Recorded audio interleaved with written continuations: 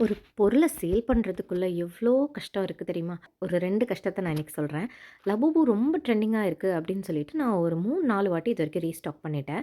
இப்போ ரீசென்ட்டா ரீஸ்டாக் பண்ணதுல ஃபேஸ் பார்த்தீங்கன்னா, அப்சைட் டவுனா ஸ்டிச் பண்ணி வந்துருச்சு. அண்ட் ஆல்சோ பிராண்ட் நேம் பாருங்க. பார் மார்ட் அப்படின்னு சொல்லி மாத்திருக்கு. வேறஸ் பாப் மார்ட் அப்படிங்கிறது தான் ஒரிஜினல் பிராண்ட். இந்த லபூபு எந்த கவர்ல வந்துச்சோ, அதுல பாப் மார்ட் தான் போட்டிருந்தது.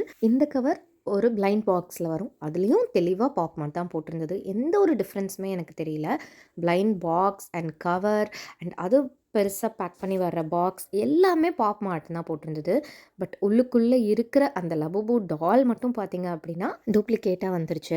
ரிட்டர்ன் எக்ஸ்சேஞ்ச் ஆப்ஷன் இல்ல. செல்லும் பண்ண முடியாது. ஸோ இது வந்து ஒரு கைண்ட் ஆஃப் லாஸ் தான் நமக்கு. இது மாதிரி நிறைய பிஸ்னஸ்ல ஃபேஸ் பண்ணிகிட்ருக்கோம். என்னடா இது லபூபுக்கும் நமக்கும் வந்த சோதனை அப்படின்னு நினச்சி இதுவும் கடந்து போகும்னு இந்த மாதிரி லாஸஸ் வராமல் இதுக்கப்புறம் பார்த்துக்கணும்.